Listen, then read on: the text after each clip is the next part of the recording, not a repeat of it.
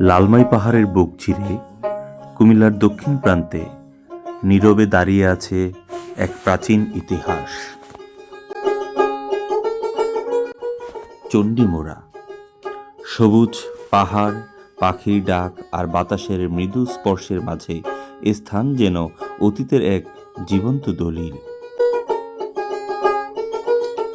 ইতিহাস বলে, সপ্তম শতাব্দীতে খড়গ বংশের রাজা দেব খড়গ তার স্ত্রী প্রতিভা দেবীর অনুরোধে এখানে চণ্ডী মন্দির ও শিব মন্দির নির্মাণ করেন।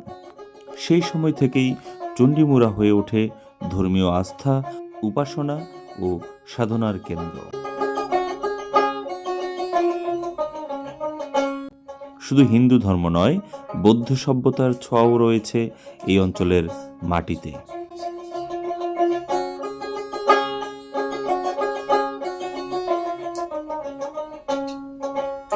প্রায় ৩০০ ফুট উঁচু এই পাহাড়ে ওঠার প্রতিটি সিঁড়ি যেন ইতিহাসের পাতায় পা ফেলার মতো।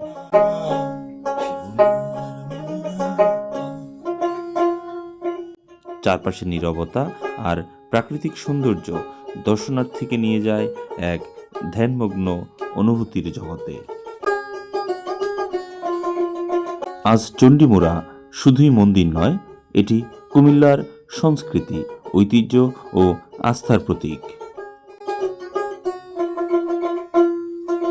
কিন্তু অবহেলা, দখল ও পর্যাপ্ত সংরক্ষণের অভাবে এই ঐতিহাসিক স্থানের অস্তিত্ব হুমকির মুখে। চণ্ডীমুড়া আমাদের ঐতিহ্যের গৌরবের সাক্ষী,